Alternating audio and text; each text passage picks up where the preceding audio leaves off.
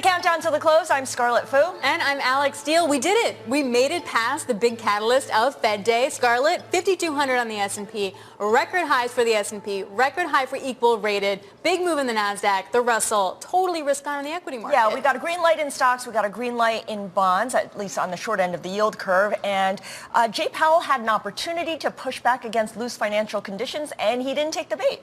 No, it definitely seems like the dovish interpretation was winning out. But you have to wonder, they took a cut out for 2025, right? And that seems to be sort of skated over. And you have to wonder if that means we're going to have to see a curve steepening because of that. And the dollar also weaker, except for the yen, which we'll get to later on in the show. Which we'll get to later on. That was super interesting also. That is definitely, I mean, yen has been super interesting all week long. But take a listen to the different highlights from what Fed Chair Jay Powell said this afternoon. We believe that our policy rate is likely at its peak for this tightening cycle, and that if the economy evolves broadly as expected, it will likely be appropriate to begin dialing back policy restraint at some point this year. Inflation is still too high, ongoing progress in bringing it down is not assured, and the path forward is uncertain. We are fully committed to returning inflation to our 2% goal. We're going to let the data show. I don't think we really know whether this is a bump on the road or something more. We did mark up our growth forecast, and so have many other forecasters. So the economy is performing well. And the inflation data came in a little bit higher as a separate matter, and I think that caused people to write up their inflation. So let's welcome former Fed Governor and Chair of Wells Fargo, Betsy Duke, as we discuss through what we heard from Fed Chair Jay Powell. Betsy, it's so good to speak with you. There was a lot of confusion, I guess, over the new economic projections because the FOMC revised higher GDP, they revised lower unemployment, they revised higher their inflation forecast, but when it comes to the expectation of rate cuts this year, they kept it at 3. Do you see a disconnect there? A little bit when you just look at the median of the Fed dots. If you looked at an average of where all of the projections were for rates, you would have seen it move up. And it was a really close call between 2 cuts and 3 cuts. So I did not read it as being as supportive of the 3 cut and the June cut possibility as markets seem to have read it. The other thing that everyone's focusing on is the fact that Jay Powell was asked about financial conditions. He had an opening to talk down the record rally in stocks, the tight spreads in high yield credit, the record moves in Bitcoin. He didn't take the bait. Is that something we should read into? I don't read anything into it. I just read it as, he takes financial conditions as they are. I don't think he's reading into it that markets are totally misreading the Fed. But I think maybe, in my opinion, there's an optimistic reading of what was said there. Yeah, absolutely, Betsy. I mean, that was sort of the takeaway, that it's risk on, but everyone was kind of scratching their heads and being like, but why? We look at 2025. So, Betsy, what do you think the market got wrong, or what do you think the communication was that made the markets get it wrong? So what I heard is that they still believe that they'll be lowering rates this year, sometime this year.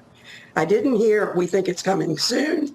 I didn't hear anything in that direction. So what I paid attention to, a couple of things. One thing that Chairman Powell said was that the recent inflation readings didn't change anybody's opinion that they were on the path to 2%. But didn't give any additional confidence either. So if you were looking for some additional readings since December that would give you confidence that it was going on a certain path, and the last 2 readings didn't come in at your estimate of that path, it doesn't mean you don't think they're going to, but they haven't yet. So if you were looking for 3 readings that gave you confidence, you haven't gotten any of them yet. Right, either way. I think it's going to be very hard to get there by June. So I also, I think, assuming that it's possible that by the time you get the next set of projections, it could go either way. The 2 cuts or the 3 cuts could win out. The other thing he said was he talked about the price level being much lower in the second half of 2023 than it was in the first half. And so the comparisons are going to be different. And I think, waiting to see some readings in that against that second half level would make some sense. Betsy, Do you think it's weird that no one's talking about a hike? And I realize that's like verboten and I'm not allowed to say that. But based on the numbers that they have, A, is it weird they're not talking about a hike? And B, would paring back the cuts for this year be in essence a hike? So I don't think paring back the cuts would be a hike. I don't think that's true. I think there's still a lot to be learned about where the neutral rate is. So if you look at what is the rate, and I think the Fed wants to get to neutral, the rate that's not stimulative and not restrictive. Yeah. And right now, the Fed's projection of that, the longer run level for Fed funds is still at 2.5. But you're beginning to see that creep up. And I think if you listen to others who follow monetary policy, there's some discussion that it may actually be significantly higher than that 2.5%. So it's a question of how far are they going to have to go? And if your estimate of the neutral goes up, then you're closer to neutral than you thought you were. Right. If that makes sense. So, Betsy, I'm looking at the market reaction, and banks are the third best performing group if you look at 24 industry groups. And within the KBW Bank Index, all 24 members are up. When Powell says the restrictive stance of Fed policy has been putting downward pressure on inflation and economic activity, let's talk about policy and whether it's restrictive or not for the banking sector. Do you think that's the case? I don't. I think the banking sector can operate in almost any interest rate environment. So banking can operate with Fed funds rate at 2.5%. They can operate with Fed funds rate at 5%. It's in that transition time that it takes a while for banks to adjust. And that's because they do have fixed rate assets on their balance sheet that don't adjust as quickly. So, but that adjustment is ongoing, has been going for quite now a little over a year, and will continue to go. And so that's what I think the effect is really on the banking system. Gotcha. Betsy, really appreciate your joining us, as always, on this Fed Day. Betsy Duke is former Fed governor and the former chair of Wells Fargo. So I was noticing, Alex, that Capital One and Amex are still offering high-yield savings accounts with a 4.35% APY.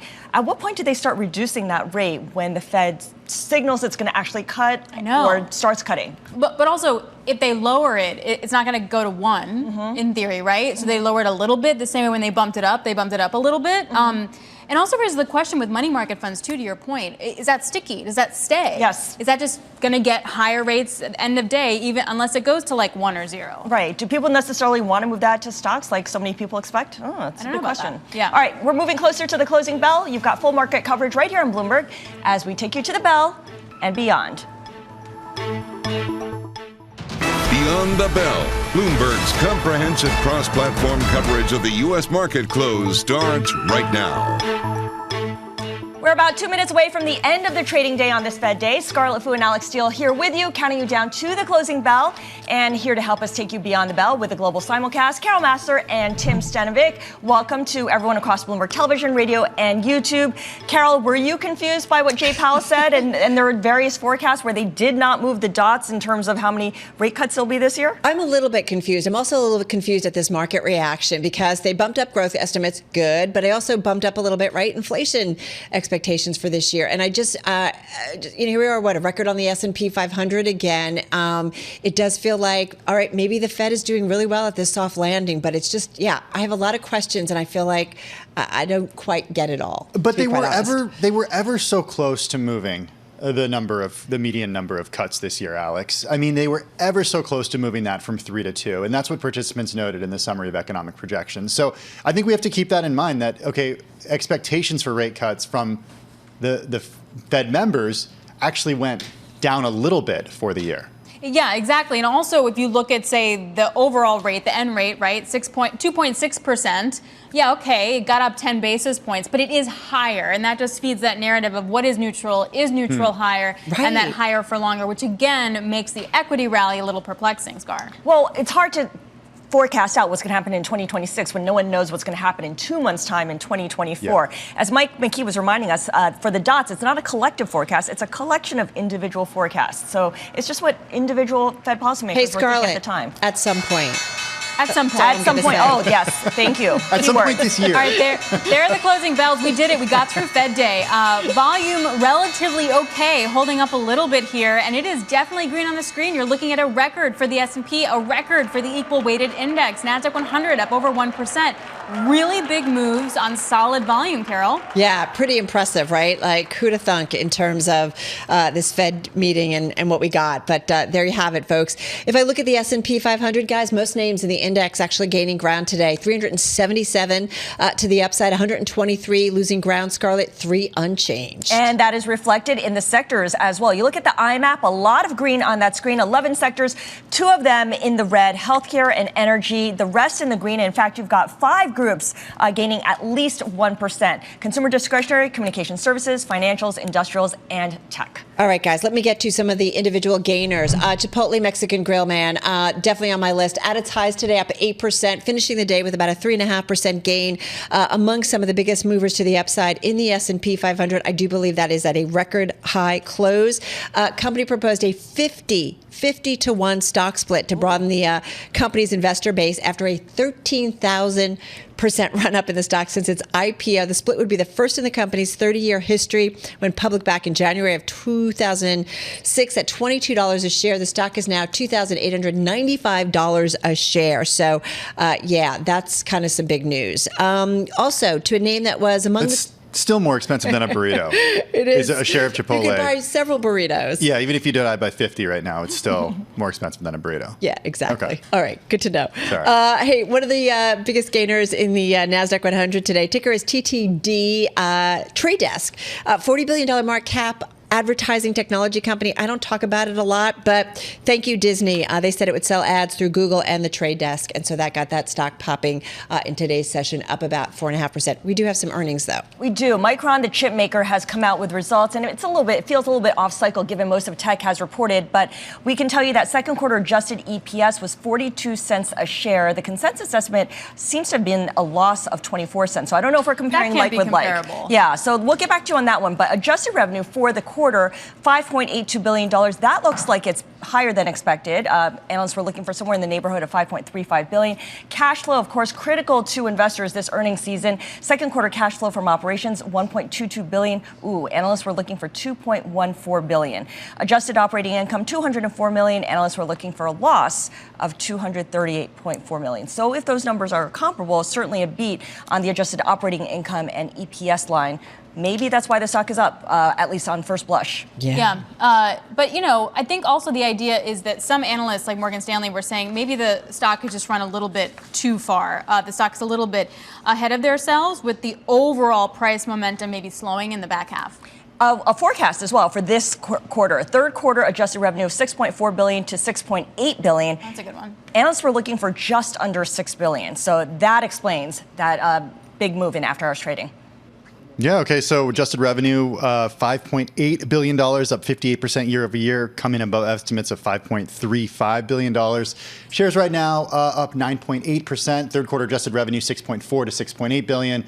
And there's the estimate beat right there at $5.99 billion. So like you said, Scar, investors happy about this. Shares up 10%. Yeah, also one more thing. Adjusted margins, wow. Yeah, for the third quarter, 25 to 28%, and the consensus estimate was just under 21%. Wow, that's pretty good. Yeah, pretty remarkable, right, in terms of what we continue to see from a lot of players in the chip sector. I mean, you've got the stocks certainly, up about 14, 15% so far this year, so you continue to see a lot of momentum among those individual players. Hey, guys, I got one more gainer as we continue to watch Micron up about 11, 12% here in the aftermarket. Topgolf Callaway. Ticker is MODG. This one certainly caught my attention, rallying up about almost 9% here in today's session. The Chosun Daily said a South Korean strategic investor is, quote, in the running to acquire the company. The major shareholders will reportedly spin off Topgolf, a subsidiary of Topgolf Callaway brands, and sell only Callaway Golf, according to this report. Raymond James weighing in, telling clients not to put too much credence in a deal, but investors said, hey, this sounds interesting. And so, again, the stock up almost 9% today. today's session. Okay, let's get to some of the decliners, which are actually tough to find on a day like today when so many stocks moved higher. Do you want to go with Supermicro Computer down for a third day in a row, 1.6% to the downside today, bringing its three-day decline to about 16%. We talked yesterday about the back and forth with the share sale that was announced yesterday before the bell. Now the company is guiding potential investors in a sale of those 2 million shares to a price of $875 each. So that's lower than the range that was reported yesterday. That's according to people familiar with the matter. And then Equinix, the data center REIT, falling as much as 5.7% earlier in the session, down 2.3%. This after Hindenburg came out and said it's short. Hindenburg Research is alleging that the company manipulates its accounting and is selling an AI pipe dream. That's a quote from Hindenburg Research. We should note that a media representative for Equinix did not respond to a request for comment from Bloomberg News. And Signet Jewelers, this one is super interesting. Did you guys see this news today? Down 12% on the day. It was down as much as 16% earlier in the session, the most going all the way back to June of 2020. It turns out people aren't getting engaged at the rate that they used to. So Signet owns... Are they living in sin instead? Is that I don't know what they're doing. Okay. They own Kay, Zales, Jared, Blue Nile, and more. They issued a disappointing first quarter sales forecast. They blamed fewer than expected engagements in the U.S. The company does expect, in U.S., they call this U.S. engagement incidents in the first quarter to be down. That's the least romantic term I was I've just going to ever say, heard. had an incident over the weekend. I got engaged. Down low to mid-single digits compared to the year-ago quarter. Or fun people one. just don't want to spend a boatload of money on a ring. That's Maybe the thing. That's it, Agreed. too. You can do something else. Get a ring from a cereal box. Get a ring, but you don't have to get a bazillion-dollar Go ring. on a fun vacation instead. Although I keep seeing people, I just had a niece who got married and her engagement ring was really nice. Okay, well, there's that. Okay, let's go to yields for a second, guys, because there's interesting stuff happening on the front end. You got a lot of buying coming in, yields down by about 7 basis points on the 2-year. But as you go farther out, you're starting to see a little bit of selling. The idea that, okay, sure, you want to take the dovish point of view in the short end, but longer term, higher for longer means maybe you're going to get that steepener that we've kind of all been waiting for. Yeah, I think it's kind of fascinating to see the moves and, just how much kind of expectations about where we see kind of yields here in the U.S. What's the higher range, if you will. Katie Kaminsky, who we just talked with at Alpha Simplex, you go back to last summer and she was talking about a 6% on the 10-year, not necessarily saying that, but didn't necessarily rule out 5%. So it's, interesting to see where ultimately things kind of settle in. What is truly the upper range when it comes to the Treasury range? I was just talking with Alex earlier about how Capital One and Amex are still offering high-yield savings accounts with 4.35% APY. Once the Fed does begin cutting rates at some point, how quickly do those rates change as well? We know that they were slow to raise rates even as the Federal Reserve was hiking, but as soon as there's a mention of a rate cut, does that just get slashed right away? Hey guys, I just want to go back to Micron for a second because it's up as much as 13% at this point. So as Scarlett pointed out before, that third quarter revenue outlook and earnings outlook and margin outlook all beating estimates, and even their gross margin for this quarter that they just reported was 20%. I mean, they're definitely working it. And some of the analysts were a little worried that their stock was already overextended and pricing would be an issue, and it appears that that might not be the case. Get ready for that to be one of my gainers tomorrow. I can already tell you. All right, guys, that's a wrap. Our cross-platform coverage, radio, TV, YouTube, Bloomberg Originals. We call it Beyond the Bell. We will see you again, same time, same place, tomorrow. All right, that does it for our closed segment. Coming up, more analysis on the Fed decision with a great lineup of guests. John Taylor of Stanford University, Mona Mahajan of Edward Jones, Liz Ann Saunders of Charles Schwab, and Ken Shinoda of Doubleline join the close. This is Bloomberg.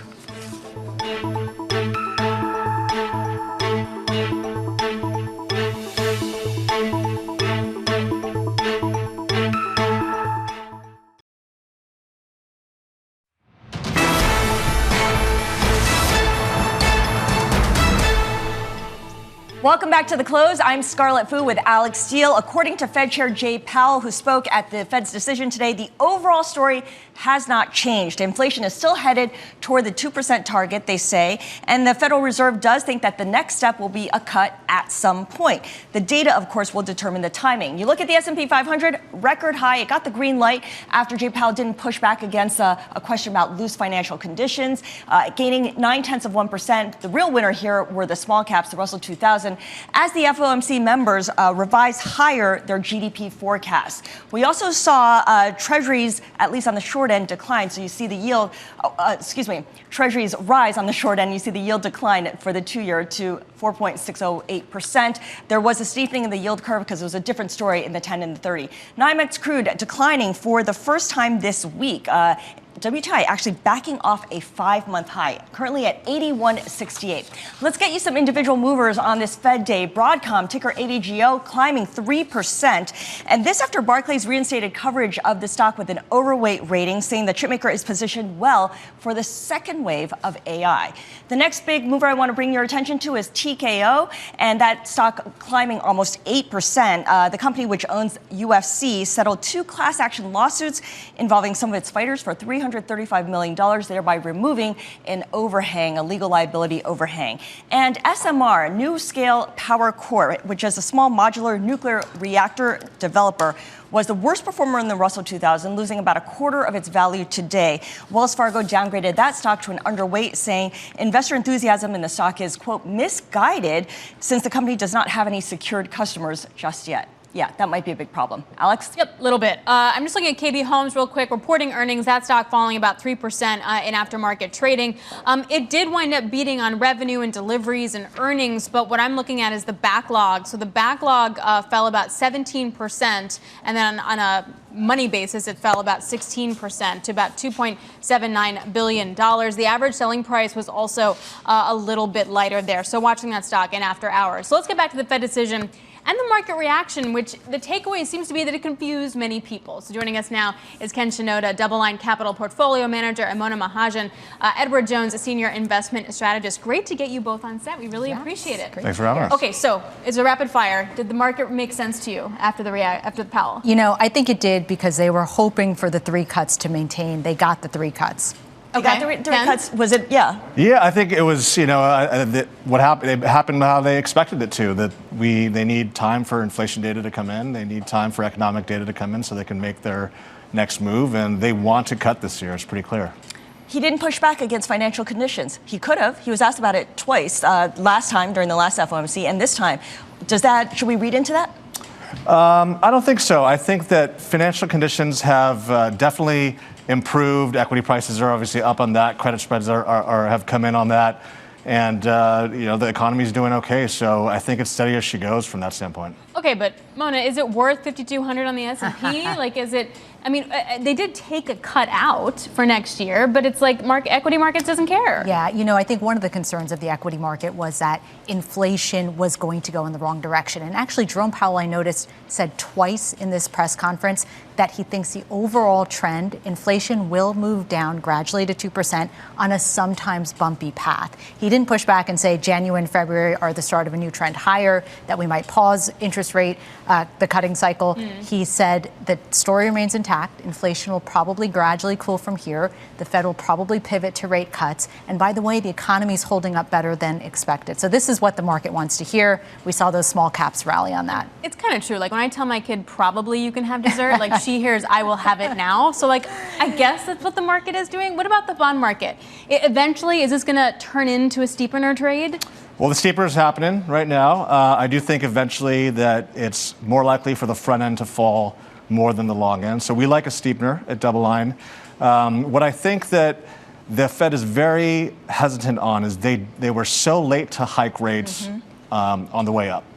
And they were viewed to be behind the curve. So they really don't want to be late to cut rates. So they want to start down the path of policy easing in case the economy does slow. And if you look under the curtain a little bit, I know stocks are at all-time highs. I know some economic data is coming in positively, but the yield curve is still inverted. Leading economic indicators have been negative for almost 2 years now. Manufacturing PMI is still in a recession.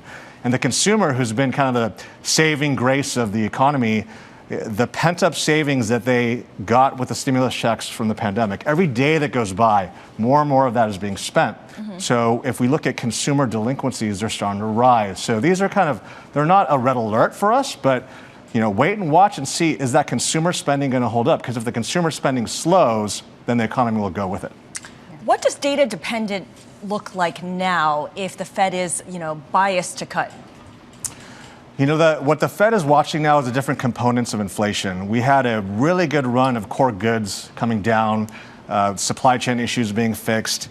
That services inflation, the housing inflation's kind of been sticky. So I think they want to see housing inflation come down. I think they want to see the job market loosen up a little bit, so service inflation come down. And what they're worried about is that you are seeing kind of signs of life in the economy and purchasing activity. And so what if goods inflation that has been driving inflation lower, what if that ticks up? I mean, that's their worst case scenario. So that's why they want to wait, give it time, wait till the summer and see how things play out. It really feels like, Mona, that the minutes might be actually more market moving when they come out in 3 weeks' time than today's announcement.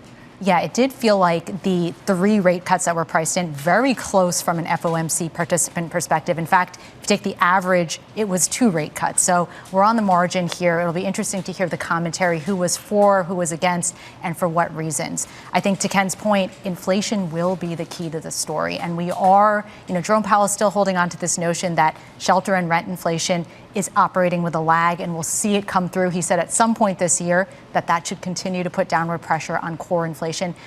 We are hopeful that happens. I think markets are hopeful that happens. We haven't seen it happen yet, and it's been over 6 months of this trend. So I think we need to see that real-time housing rental data come through with a lag in CPI. Keep in mind, though, PCE inflation is what they project, and that's still a little bit less in the overall basket. The weighting in PCE is about 15% shelter and rent versus 33% in core CPI. So it will be a matter of core inflation falling faster than the goods inflation that we've seen. So, Mona, give me the equity perspective then.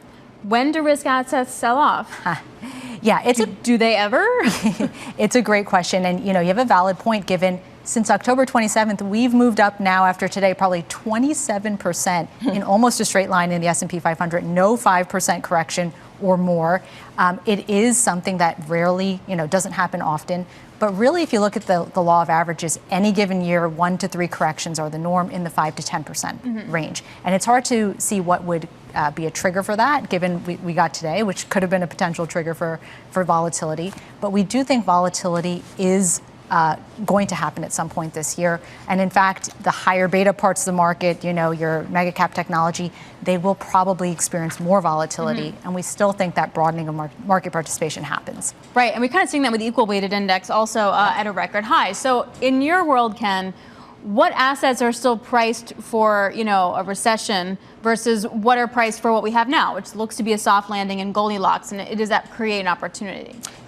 The commercial real estate market is one of the only markets out there that you can say is basically pricing in a really deep, dark recession. So we think that there's opportunities to be had not only in the bond market, but in direct lending. It's very popular these days, private credit, private debt.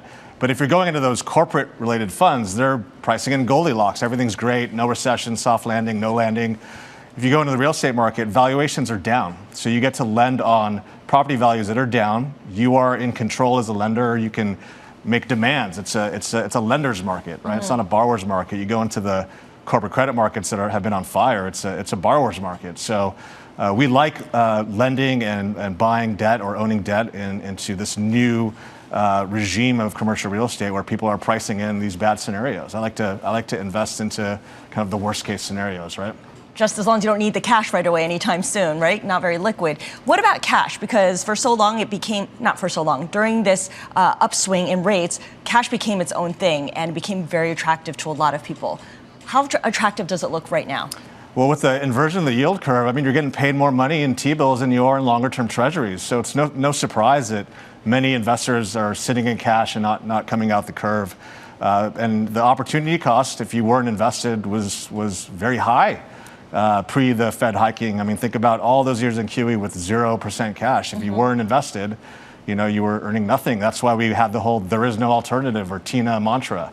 And that's just not true these days. You can sit in cash, and if you want to take a little bit of risk in the bond market, you can get 6-7% type returns in intermediate-term funds. So it's a very attractive place to be. And quickly, Mona, do you see the $6 trillion of cash sitting in money market funds making their way back into equities? Yeah, we think that it will slowly and gradually get deployed. To Ken's point, yields are still pretty attractive. And what the Fed told us today, they're clearly not going back anywhere near the zero bound. In fact, they may stay closer to 3%, which typically implies, 3.5% to 4% 10-year Treasury yield. That is an interesting place to be for a lot of investors. So as the CD money comes due, we think there's interesting opportunities, equities, but also in bonds. So that balanced portfolio makes a lot of sense still. And commercial real estate. All right. Ken Shinoda of Doubleline and Mona Mahajan of Edward Jones. Thank you both so much. Thank you. Thanks. Coming up, one of the most highly anticipated IPOs of the year. We're going to break down what to expect from Reddit as the offering is set to price at the top of its range. This is The Close on Bloomberg.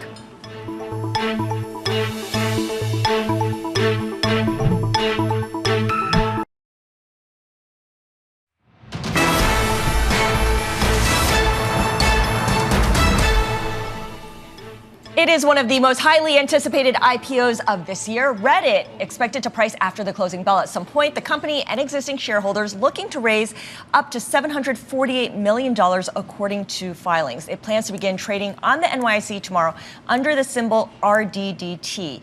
Bloomberg's Katie Roof joins us now with a little bit more. So, Katie, a lot of demand, a lot of anticipation, certainly, for this name. What kind of investors has Reddit been pitching itself to? Well, right now they've been doing their roadshow where they pitch Wall Street institutional investors, trying to get those large anchor investors to sign up. They've been, marketing a price which would value Reddit at $6.4 billion, lower than the $10 billion it was valued at, the peak of the tech boom in 2021. But they're trying to make the case to investors that this is a good price.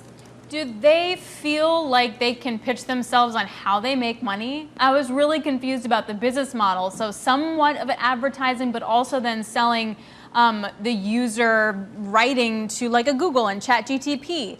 Is that a real way to make money for a company? Well, yeah, they're hoping that this new AI partnership with Google is going to excite Wall Street. We saw Astera Labs, which is AI related, which just priced its IPO last night and is trading today up 70% almost. They're hoping that this AI partnership will be a new revenue stream for them that will excite investors. The other thing about this Reddit IPO that's interesting is that its user base is going to be part of the IPO. They're obviously part of the community and they drive so much of it, the moderators and the frequent contributors. How did they change the complexion of this listing? Yeah, so what we see sometimes in some of the larger consumer-facing IPOs is they will say, hey, you can buy at the IPO price, as opposed to the first day of trading where you get in on the pop beforehand. And so they're marketing this to their top users saying you can buy at this price. I mean, obviously, it's never guaranteed that there's a pop, but bankers do try to price in a pop on day one, and not everyone gets access to that coveted IPO price. Yeah, and talking about pop, I mean, it's a hard act to follow after Astera Labs. I mean, that stock closed at $63. It IPO'd at $36, and they already raised the top end of the range. And they're actually involved in AI. Yeah, and they have like semiconductor stuff. It's a different type of company on that. All right, Katie, thanks a lot. Really appreciate Bloomberg's Katie Roof joining us. Clearly going to be the conversation for tomorrow, no doubt. But it's not like Reddit is new, right? Like, look at Instagram, look at Pinterest. Like, they're struggling. If you put too many ads on it, then your users get upset. So, like, how are you going to balance that to make money? Or is this just basically a way for employees and users to kind of cash in a little bit? Cash out. Cash in, cash out. Yeah, that's the big thing. I look at Reddit, and the user interface is terrible. It's like stuck in 1990. Okay, the only time I went on Reddit, and I'm definitely not the person to look at, was over the weekend when I went down that Kate Middleton rabbit hole. Oh, that's a good rabbit hole. And Reddit led me there. So I don't necessarily have confidence. You can stay in there. You can stay in there, but then I was like, I don't know who these people are. Is this a real thing? That's a community, Alex. It is. It is a community. All right, coming up, we're going to get perspective on today's Fed decision from Stanford professor of economics John Taylor, inventor of the Taylor rule. If he used his models today, what would it say about interest rates and what Jay Powell should have said? This is Bloomberg.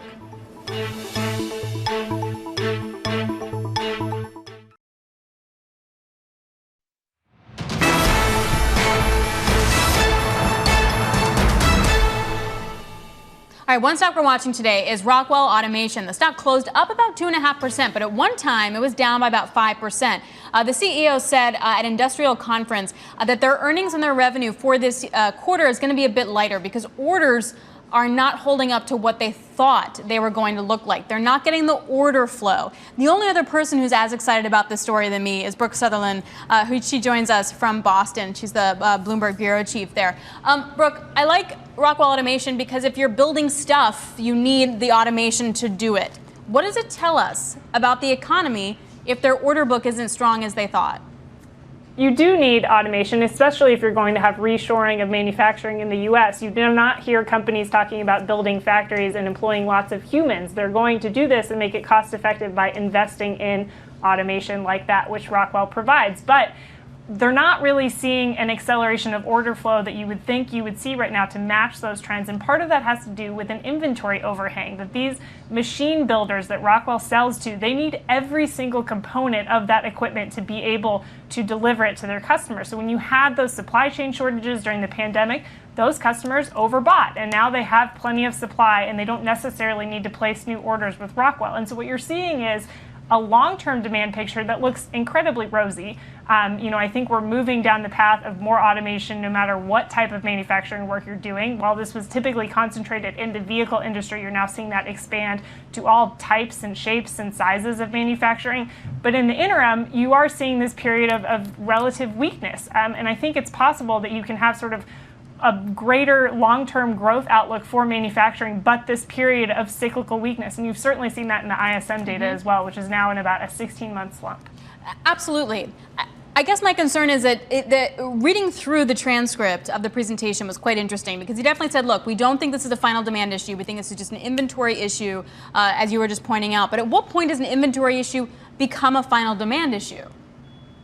I think it's a valid point, and especially if you take a step back from Rockwell Automation and you look at some of the company's peers like ABB, like Siemens, they are also seeing weakness in their business, and they're not necessarily pointing to inventory overhangs. They're talking about a demand lull. Siemens today was just talking about particular weakness in China. Now, Rockwell is not as exposed to China. They're more of a North American-centric business, but I do think it could be a period where we're just not seeing companies as willing to make those capital expenditure investments right now. I mean, you have higher interest rates. You've had this period of slower growth in manufacturing. I mean, whether you want to call it an inventory glut or a demand slump or whatever it is, we're 16 months into it, and that does start to take a toll.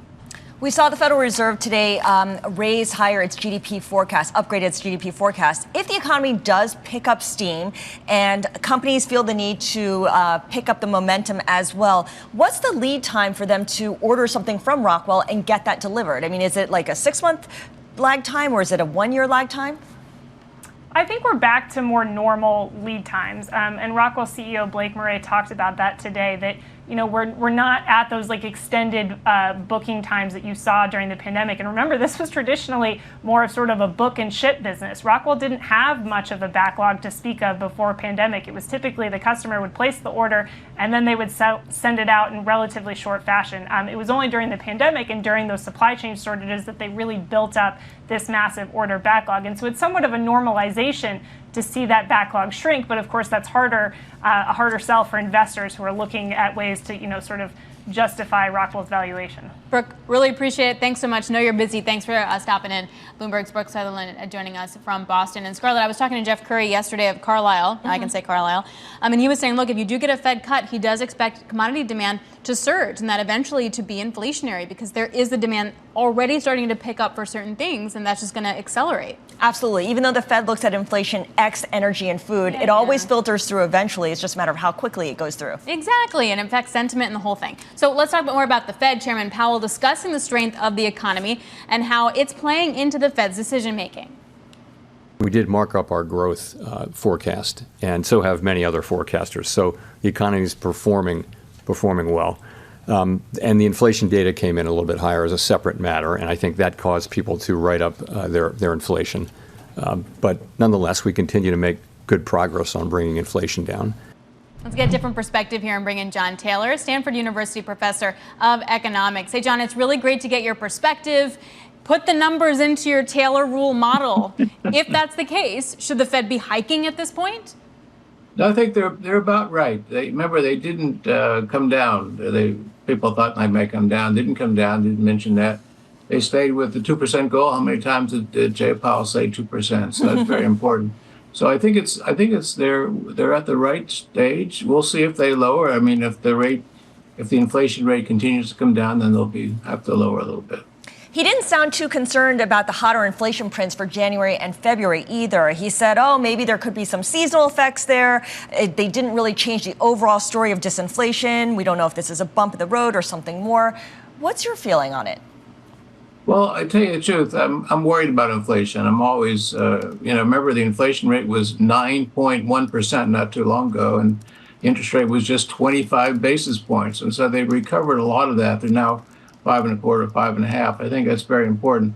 And they haven't really said they're going to cut. There's rumors that they might, but that's not out there. So I think they're about right. They're a little bit cautious, which is where they should be. We don't want inflation to get out of control. Inflation backed up a little bit. But I would say, let's not forget the growth rates. 2.1, 2% for 24, 25. That's not so great. We can do better than that. We can do better than that. So when it comes down to it, we looked at the statement, and the real difference that we saw from this time versus last time was the FOMC took out the line, job gains have moderated. How do you read that kind of elimination? I think it's just basically because they don't know.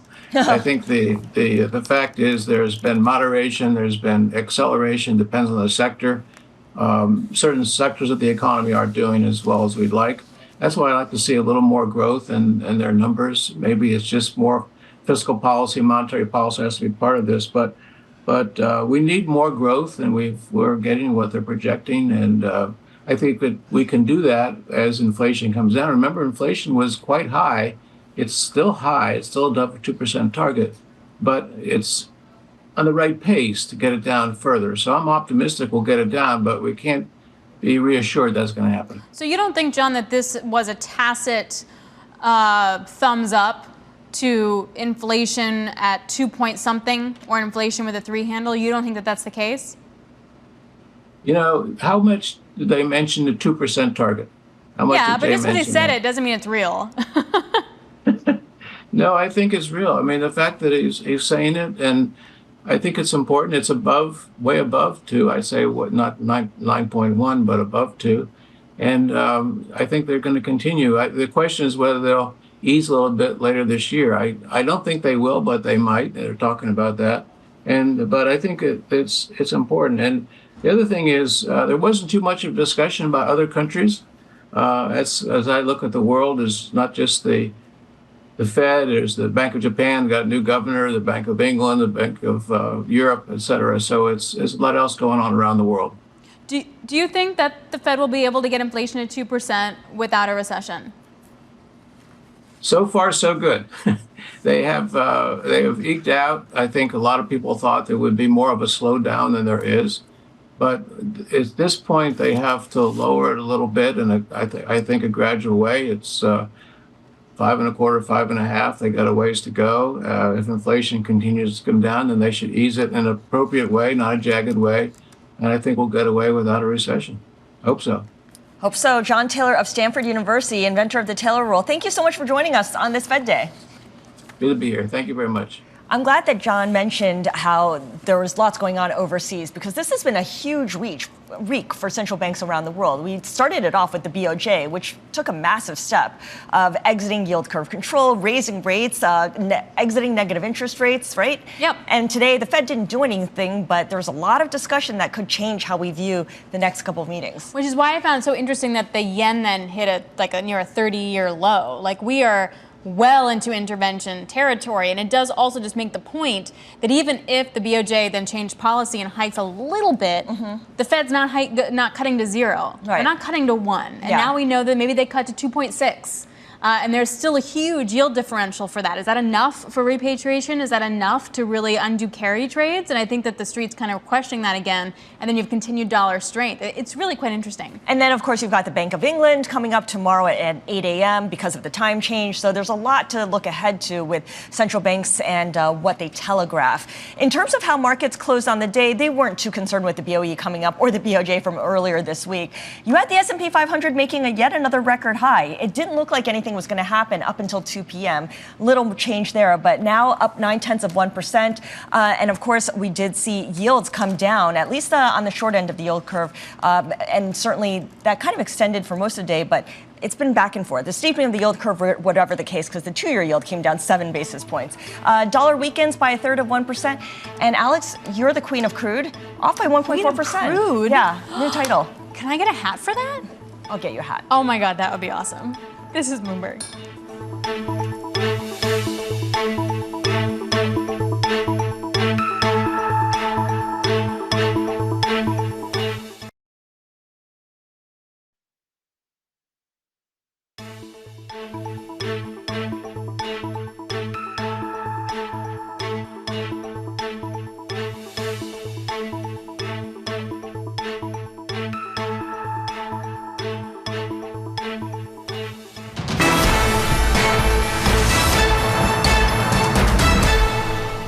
The Fed is saying we're going to be patient. The threshold to cut rates is a little higher than many people thought. I don't think they're giving up on that 2% goal. They're still saying we'll get there in 2026, which is the same story that they've given in the past. So yes, they have to tolerate a little higher inflation in the near term this year and next year. The Fed is looking at this saying, we've had a pretty resilient economy, and there's no reason to derail a resilient economy as long as we're moving in the right direction. How fast we get there doesn't matter given the progress we've made. This is a signal, and the market is taking it as that they will tolerate slightly higher inflation for longer. Rates market was actually slightly hawkishly positioned into this meeting because of this debate between 2 and 3 cuts. The equity risk assets have been on a tear. I mean, there's been nothing stopping that. I don't think now anything stops it, because unless the growth data weakens, the Fed's telling you they're willing to let this run. They're willing to ease. Is this a buy point for fixed income? It is. Those were Bloomberg Television guests reacting earlier to today's Fed decision. Here to give us her take and to help us walk through the market reaction is Liz Ann Saunders, Charles Schwab Chief Investment Strategist. Liz Ann, great to speak with you. Did you see the Fed decision and the press conference as dovish? Yes, I think in the aggregate, other than the fact that there was not really a pushback from Powell, but the reiteration of data dependency, and that would be their guide in terms of when they see the green light for moving to cuts. So the base case remains a start in June, 3 cuts this year. But as we've seen throughout the course of this year, that can change with the data. But I think the net, especially that he pushed back on this idea that financial conditions could potentially be troubling, I think it was definitely leaned in the more dovish direction, hence the big surge up initially by equities. Yeah, and the continued surge up because we closed at record highs. Now, your colleague Kathy Jones was on the Fed special earlier today, and she deferred to you on this. So I'm going to ask the question that they posed to her, which is, how do we go from 7 forecast cuts at the beginning of the year by the market to currently 3, while stocks continue to make record high after record high? How do you reconcile that?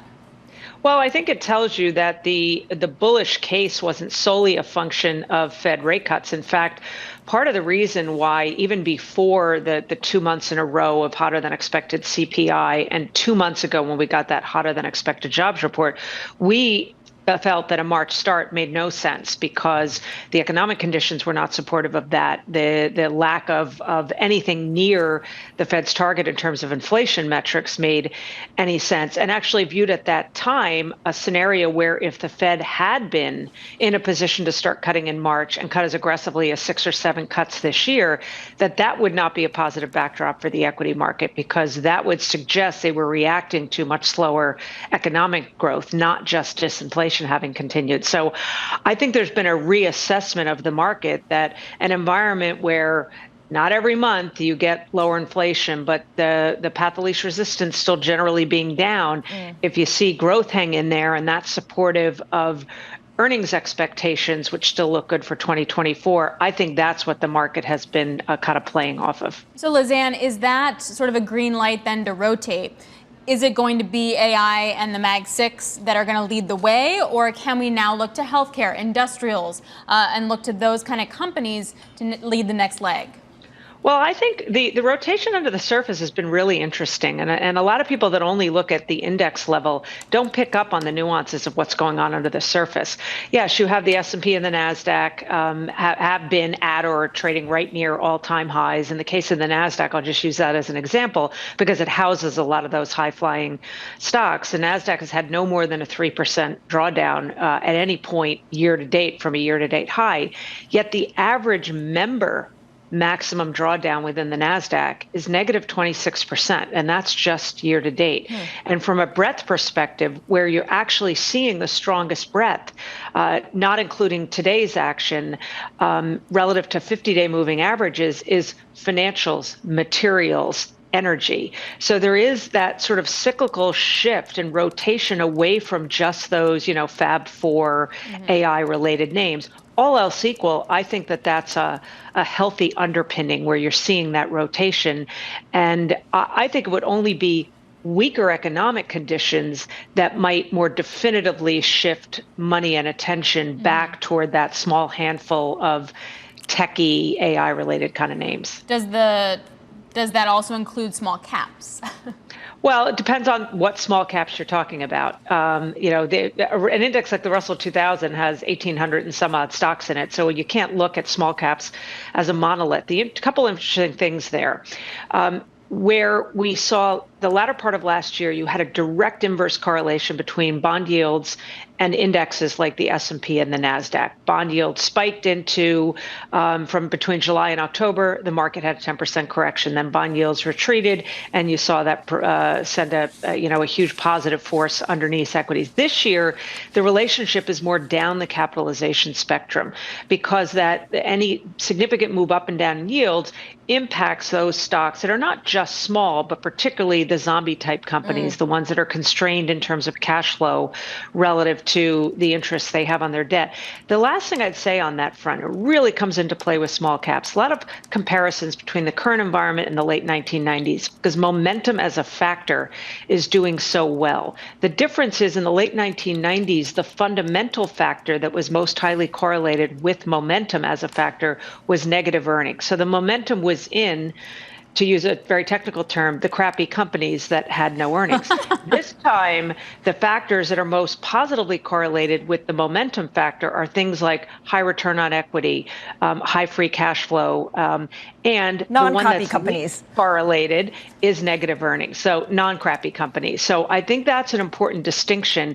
And you get more of the crappy companies, all else equal, down the cap spectrum, where in an index like the Russell 2000, you've got between 30 and 40% of those stocks that are some combination of zombie or negative earnings. Yeah, the quality factor in the big caps is much, much higher than that in the small caps. Well said. Yep. Lizanne Saunders of Charles Schwab, thank you so much for joining us on this Fed Day. Still ahead, we're going to set you up for what you need to watch for tomorrow. No more Fed Day, but plenty of other news. This is The Close on Bloomberg.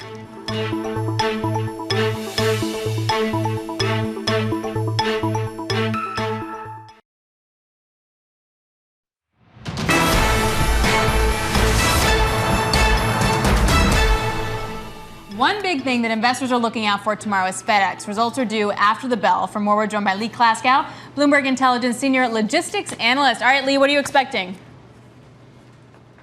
A lot of challenges for FedEx. So FedEx in early January faced a significant amount of severe weather. Obviously, a lot of transportation companies face the same weather, but it closed down their Memphis facility, their express facility, which is pretty much their biggest one for about 8 or 9 days during January, and that adds costs and can take volume out of its network, which has a deleveraging effect, which will really impact a business that has very slim margins right now. Expectations are for EBIT margins to be around 1% in the quarter. So any kind of mistake could push things not in the black but into the red.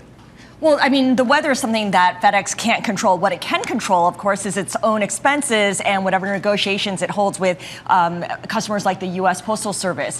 What do we expect on that front?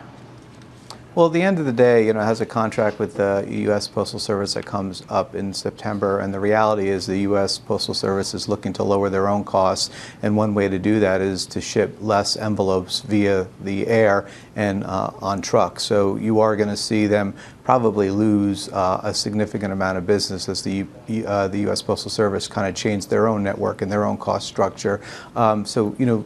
FedEx can only do so much to kind of keep that business.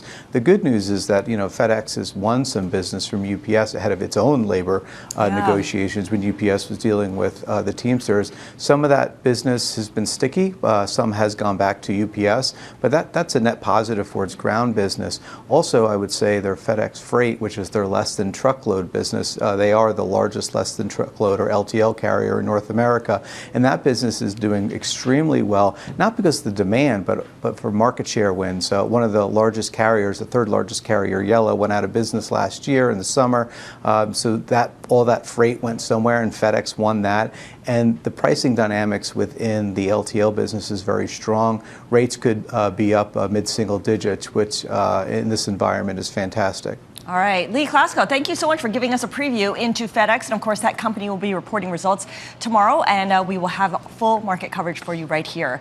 Let's take a look into what else we anticipate. There's a lot of central bank decisions, starting with the Bank of England.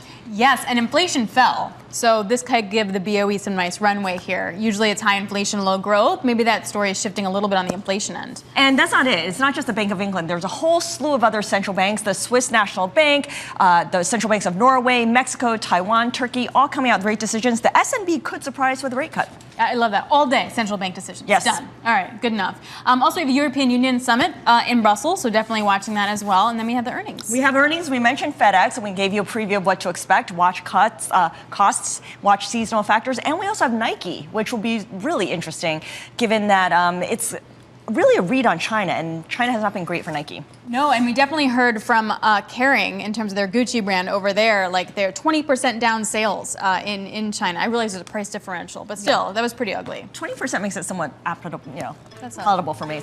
That does it for us. Balance of Power is up next. Have a great evening, everyone. This is The Close on Bloomberg.